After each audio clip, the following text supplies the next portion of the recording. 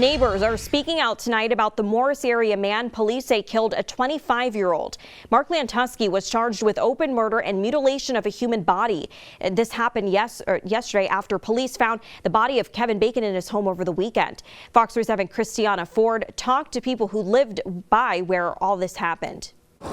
Morris ain't that big a town. You blink, you'll miss it. It's the kind of town you either grow up in or settle down in to stay out of the wind. We're all just farmers and deer hunters. I moved from Atlanta and thinking I was going to get away from the crowds and you know, all this kind of stuff. But here, I guess you never know who your neighbors are. Michael Parks found out a lot about his neighbor Michael Lansing back in November when a man running from his house showed up at his front door. About 4 in the afternoon, a kid showed up, pounding on my door, screaming hysterically, making a lot of noise. He had a rag over his mouth where he was bleeding from his face, and he had the phone to his ear.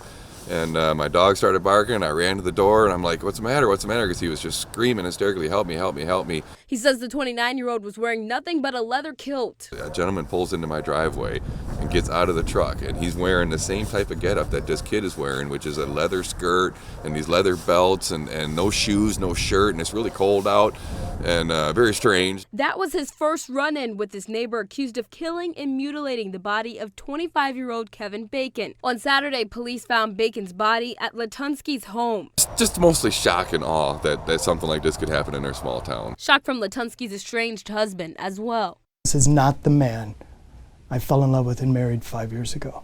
This is a monster. This is somebody I don't know. This is somebody who I don't recognize. The whole situation sending a chill throughout the community. Blew the neighborhood out. John Royce lives right next door and says he's known Lansing for years. The police asked me, if he was cable, and I said, I don't think so, but, you never know. Christiana Ford, Fox 47. Police investigated the strange situation from November at Lansing's residence, but no charges were filed. If convicted, Lansing is facing up to life in prison. He's being held in jail without bond and is set to appear for a preliminary exam in court at 8:15 a.m. on January 8th.